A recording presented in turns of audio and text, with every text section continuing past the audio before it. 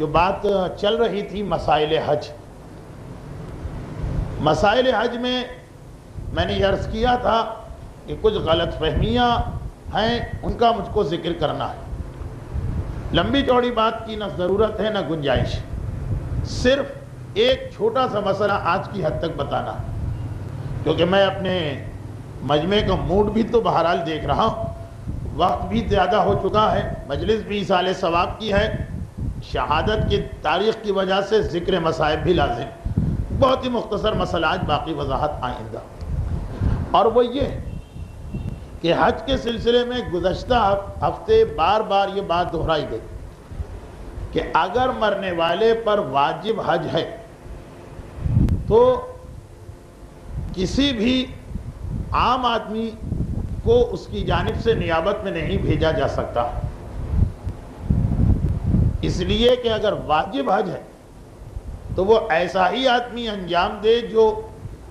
بالکل صحیح حج کرنا جانتا ہو۔ اور ہمارے یہاں انڈیا اور پاکستان دونوں عام طور پر غیر عالم جو دینی مدارس کے طالب علم اور عالم ہیں وہ تو ٹھیک کر لیں گے حج، باقی کسی کے لیے حج صحیح کرنا بڑا مشکل ہے۔ اس کی وجہ پچھلی تقریر میں آ گئی، یہاں تک کہ اپنا حج بھی اکثر لوگ صحیح نہیں کرتے، لیکن وہاں اپنی عبادت میں غلطی ہو تو کوئی گنجائش شریعت دے دیتی ہے، یہ پچھلی دفعہ کی بات ہے۔ دوسرے کے بہاف پہ اگر کوئی عمل کر رہے ہوں تو وہ تو بالکل صحیح ہونا چاہیے۔ تو یہ جو ایک طریقہ کار لوگوں نے بنایا کہ کسی کو حج کرا کے ایک نیکی اس کے ساتھ بھی کر لے اور اپنے مرحوم کا حج بھی ہو جائے، یہ غلط طریقہ ہے، اس میں مرحوم کا حج نہیں ہوتا۔ ہاں اگر وہ واقعاً وہ غریب آدمی صحیح حج کر سکتا ہے، خصوصاً اس کا تلفظ صحیح، پھر تو دوسری بات ہے، زیادہ بہتر ہے کہ ایسے آدمی کو بھیجیں کہ ثواب اس کا بھی ملے اور مرنے والے کو بھی ذمہ داری سے سبکدوشی ہو جائے۔ لیکن فقط کسی غریب پر احسان کی خاطر کہ وہ حاجی بن جائے، مرنے والے کے حج کو غلط نہ کیا جائے کہ یہ غریب تو وہ ہے کہ حج نہ بھی کرے تو اس کو کوئی گناہ نہیں، مرنے والا جو قبر کے عذاب میں تڑپ رہا ہے اس کا واجب حج جو نہیں ہوا، اور ہم ظلم اس پر کریں کہ غلط حج کر کے خرچہ بھی کریں، آدمی کو بھی بھیجیں اور اس کو کوئی فائدہ نہ ملے، یہ واجب حج کی حد تک مسئلہ تھا۔ ہاں ویسے اگر آپ کسی مرنے والے کے لیے حج نہ کروائیں، ایک غریب پر رحم آ گیا، بیچارے کو بڑی تمنا ہے زیارت اور حج کی، آپ نے پیسے دیے کہ جاؤ کر کے آ جاؤ، وہ ٹھیک ہے، لیکن اس میں بھی یہ یاد رکھیے کہ بہرحال اگر ایسے آدمی کو بھیجے جو غریب بھی ہو اور صحیح حج کر سکتا ہو، وہ اچھا ہے اس سے کہ غریب کو تو بھیج دے لیکن جو غلط حج کر کے آ جائے، یہ ایک بات تو مکمل ہوگی۔ اب یہاں پر ایک اور مسئلہ وہ یہ کہ اگر کسی آدمی پر ایک دفعہ حج واجب ہو گئے، گزشتہ 30-35 سال میں لوگ حج کے مسئلے سے بہت غافل تھے، بہت سے لوگوں پر حج واجب تھا اس زمانے میں نہیں کیا۔ یہاں پر ایک فقہ کا بڑا عجیب مسئلہ آتا ہے، وہ یہ کہ اگر کسی پر ایک زمانے میں حج واجب تھا اور وہ حج پر نہیں گیا، اب بعد میں اس کی حیثیت ہی نہ رہی حج پر جانے کی، غریب ہو گیا، فقیر ہو گیا، بھک منگا ہو گیا، پھر بھی اس پر واجب رہے گا کہ وہ حج پر جائے۔ یعنی ایک دفعہ اگر کسی کی گردن پر حج آ جائے اور وہ اس کو انجام نہ دے تو بعد میں توبہ کرنے اور معافی مانگنے سے یہ حج معاف نہیں ہوتا ہے، ہر صورت میں جانا پڑے گا، یہاں تک کہ یہی وہ مسئلہ جس کی خاطر ایک آدمی پر بھیک مانگنا واجب ہو سکتا ہے۔ توضیح المسائل میں بھی یہ مسئلہ موجود ہے، احکام حج میں۔ توضیح میں حج کے صرف 8 یا 9 مسئلے، بہت مختصر، لیکن اس میں یہ ایک مسئلہ ہے کہ ایک دفعہ اگر کسی پر حج مستقر ہو گیا، آ گیا، اور اس نے لاپرواہی، بے توجہی، غفلت کی وجہ سے نہیں کیا، بعد میں وہ اس پوزیشن میں نہ رہا بیچارہ کہ حج پر جائے، آج خرچہ ہے حج کا 45,000 کے قریب ہونے والا، ایک زمانے میں آج سے 1300-1400 سال پہلے 10-11 ہزار میں حج ہو جاتا تھا، اس وقت نہیں کیا اس نے حج، اب اس قابل ہی نہ رہا کہ 40,000 اس جمع کرے، بھیک مانگے، مدد لے، قرضہ لے، لوگوں کے ہاتھ پاؤں جوڑے، بہرحال اس پر واجب ہے کہ حیثیت نہیں ہے تب بھی وہ حج کے اوپر جائے، چاہے اس کی وجہ سے اسے اور اس کے گھر والوں کو کتنی ہی زحمت برداشت کیوں نہ کرنا پڑے۔ ایک عام آدمی کے لیے تو مسئلہ ہے کہ اگر آپ پر ابھی پہلے سال حج واجب ہوا اسی سال اور ہر اعتبار سے آپ حج پہ جا سکتے ہیں، لیکن صرف اتنا خطرہ کہ حج پر جائیں گے نوکری چھوٹ جائے گی اور کوئی دوسرا روزگار نہیں مل سکے گا، تو معاش یا نوکری یہ بھی شریعت نے ایک اہم چیز مانی، حج ساقط ہو جاتا ہے۔ لیکن جس آدمی پر ایک دفعہ حج واجب رہ چکا ہے اور اس نے حج نہیں کیا، اس کے لیے یہ سارے مسئلے بدل گئے، چاہے واپسی میں نوکری چھوٹ رہی ہو، گھر والوں کو زحمت ہو رہی ہو، لوگوں سے چندہ لینا پڑ رہا، تم پر واجب ہے کہ ایک دفعہ حج آ گیا، اب کسی طرح بھی اسے انجام دینا۔ ہاں جہاں بالکل ہی ناممکن ہو جائے، سب کوششیں کر لی، پھر بھی لوگ ایک پائی نہیں دے رہے، وہ تو دوسری بات ہے، لیکن یوں مسئلہ کہ عام حالات میں یہ نہیں ہے کہ آپ حج کرنا ہے تو کسی سے پیسے مانگیں، چندے کی بات کریں، بھیک مانگیں، یہ اچھا بھی نہیں لگتا ہر آدمی،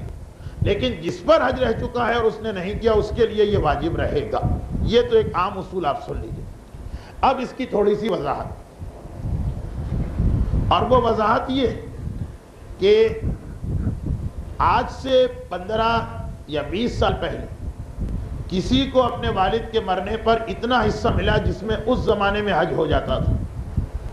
توجہ نہیں تھی، خیال نہیں تھا، دین کی جانب رغبت نہیں تھی،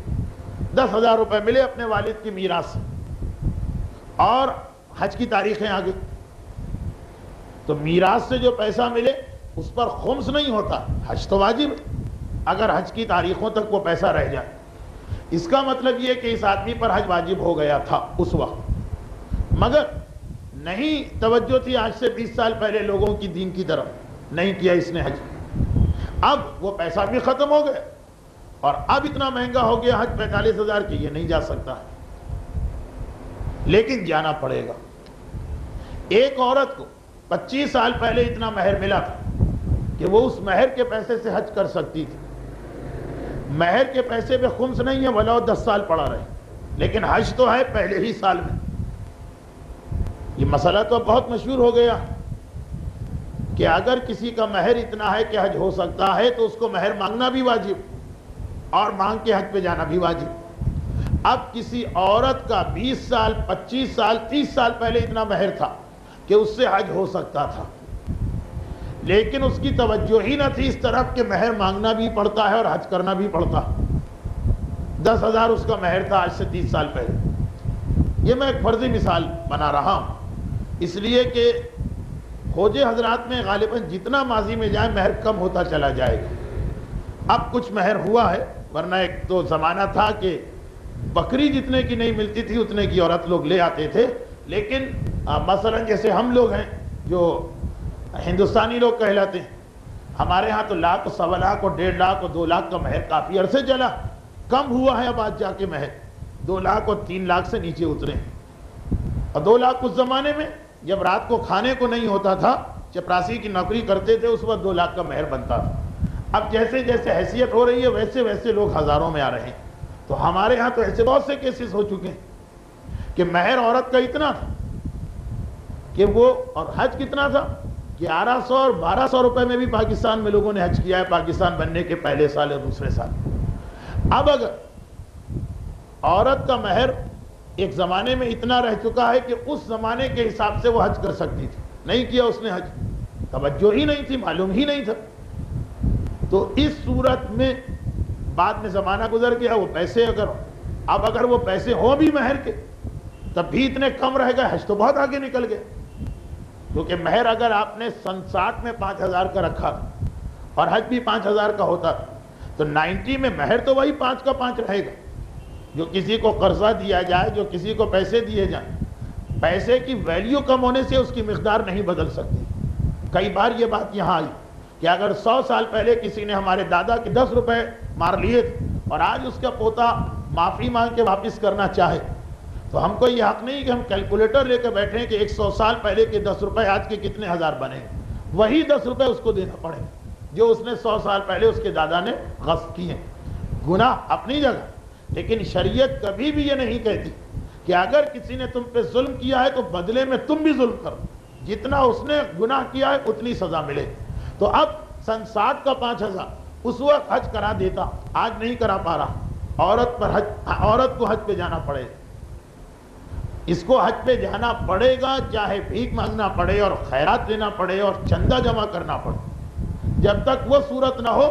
کہ ان سب کے باوجود کچھ نہیں مل رہا تو دوسری بات۔ دیکھیے عام مسئلہ پھر دوہرا دیا جائے، حج کے لیے پیسے جمع کرنا واجب نہیں، یعنی واقعاً انٹینشنلی جان بوجھ کر آدمی یہ کر سکتا کہ پیسے رہنے ہی نہ دو گھر میں کہ حج کرنا پڑے، آتے جائیں خرچ کرتے جاؤ، آتے جاؤ خرچ کرتے جاؤ، کوئی بات نہیں۔ لیکن اگر ایک دفعہ حج واجب رہ گیا تو جمع بھی کرنا ہوں گے، مانگنا بھی پڑے۔ اور اس کی زیادہ اچھی مثال وہ خواتین ہیں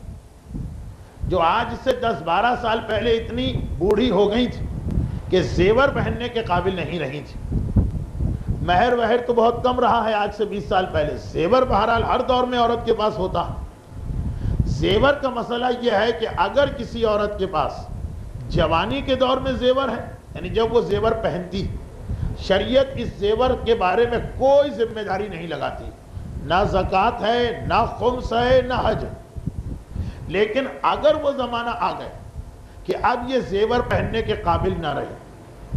اب مجھے نہیں پتا کہ آپ حضرات کے یہاں کیا ہوتا ہے، ہم ہندوستانیوں کے یہاں جو ہوتا ہے سن لیجیے کہ بطور مثال ایک عورت 50 سال کی ہو گئی، اس کے پاس 20 تولے زیور، اب تک وہ پہنتی آ رہی تھی، نہ زکوٰۃ نہ خمس نہ حج۔ اب اس نے کہا میری اتنی عمر ہو گئی، یہ زیور پہننے میں اچھی نہیں لگوں، اس نے 20 میں سے 15 تولے اٹھا کے رکھ دیا کہ ابھی بیٹیوں کی شادی ہے اس میں دے دیں گے، بیٹوں کی شادی ہے بہوؤں پہ چڑھائیں گے، اور 2-4 تولے اس نے عام استعمال کے لیے رکھا۔ یہ 15 تولے زیور ایک کونے میں پڑا، 2 سال 3 سال 4 سال پڑا رہے گا جب تک کہ بیٹوں اور بیٹیوں کی شادی شروع نہ ہو جائے، کم سے کم سال ڈیڑھ سال تو پڑا رہتا۔ آغائے خوئی کے فتوے میں زکوٰۃ اور خمس تو اس پر بھی نہیں، کیونکہ جو چیز ایک دفعہ استعمال ہوگی پھر چاہے استعمال کی ضرورت نہ پڑے اور پڑی رہے، خمس نہیں۔ امام خمینی کے ہاں احتیاط واجب یہ کہ اس زیور پہ خمس دیا جائے، کیونکہ زیور نہیں، امام فرماتے ہیں کہ جس طرح سے اگر ایک نئی چیز بغیر استعمال کے سال بھر پڑی رہے اس کا تو خمس دینا، اگر کوئی یوز اور استعمال شدہ چیز بھی جب اس کی ضرورت نکل جائے اور کونے میں پڑی اور سال گزر جائے، احتیاط واجب یہ ہے کہ اس پر بھی خمس دیا جائے جو استعمال کے بعد بیکار ہوئی۔ چنانچہ جو کپڑے آپ نے پہننا چھوڑ دی،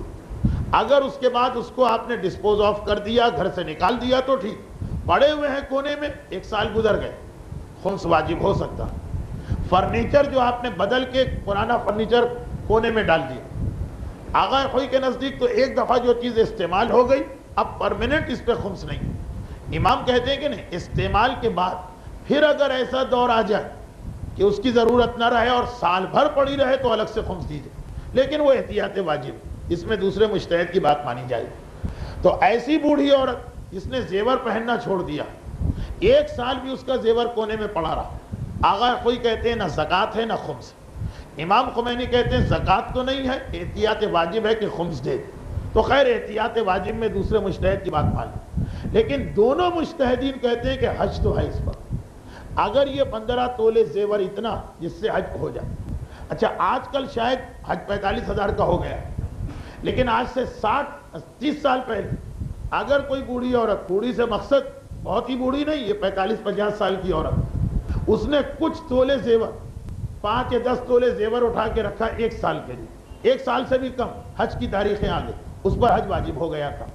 بیچاری کو پتہ ہی نہیں تھا کہ مجھے حج پہ جانا، اب وہ حج اس کی گردن سے نہیں اترے گا۔ یہ بڑا مشکل مسئلہ کہ اگر آپ کی پوری زندگی میں کبھی بھی ایک شخص 1930 میں پیدا ہوا، 1944 میں بالغ ہوا، میں مثال بنا رہا ہوں، 44 سے 91 تک اس پوری زندگی میں کبھی اس کے پاس اگر اتنے پیسے آ گئے کہ اس زمانے میں جو حج کی رقم تھی وہ حج ہو جاتا،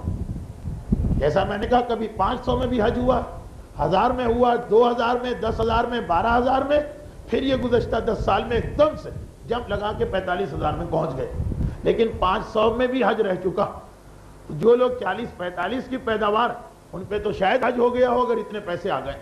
تو یہ بڑا مشکل مسئلہ کہ زندگی میں ایک مرتبہ بھی اگر پیسے آ گئے، چاہے اس وقت توجہ نہیں دی، اب حج کتنا ہی گنا مہنگا ہو گیا وہ حج باقی. پھر ایسا آدمی اگر مر گیا، اس کا جو حج آپ کرائیں گے واجب حج کہلائے. اچھا، اب یہاں پہ ایک اور پہلو نکلتا کہ بہت سے لوگوں کو پتہ ہی نہیں چلتا مرتے دم تک کہ ان پر حج واجب کبھی ہو گیا تھا. کیونکہ جیسا میں نے کہا 50s اور 60s میں حج اتنا سستا تھا کہ اس وقت کئی لوگوں پر حج واجب ہو گیا جن بیچاروں کو پتہ بھی نہیں تھا. اب کیا کریں بولو؟ اس کے لیے ایک ہفتہ انتظار کریں کم سے کم، کیونکہ